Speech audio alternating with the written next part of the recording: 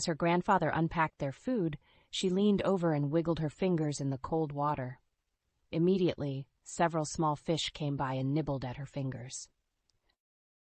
After lunch and a resting period, they took a swim. The water was deep, and Mandy couldn't reach the bottom, no matter how hard she tried. She giggled each time a curious fish nibbled at her body and watched a deer come down to have a drink. It was a wonderful day, and she was saddened when she heard her grandfather say, "Mandy, it's time to dry off and begin the hike down to the car." After making sure everything was just like it was when they arrived, they began their hike down the mountain. After a short time, Mandy asked, "Grandfather, can we take a different trail down the mountain?" "I don't see why not," he replied.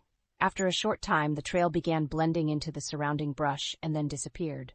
"I'm scared," Mandy said. "I think we are lost." "No, we're not lost," her grandfather said.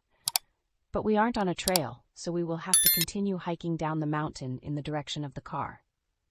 Just enjoy the surroundings and being together on our first hiking adventure." As they continued down, Mandy said, "Grandfather, I have a problem at school and I don't know who to talk to." "Talk to me," he said. "I'd like to, but you are my grandfather and you may get angry because you are family and not, well, like a friend." Now Mandy's grandfather had to do some serious thinking.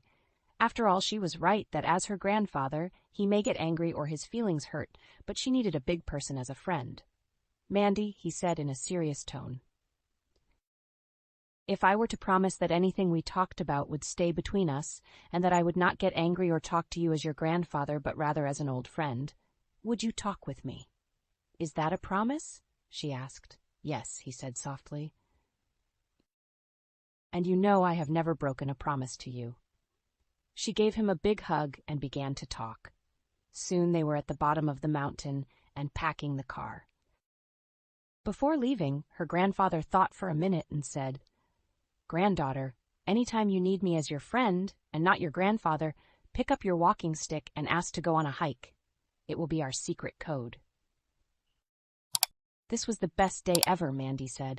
"I was with my grandfather, my new best friend, and I have a talking walking stick."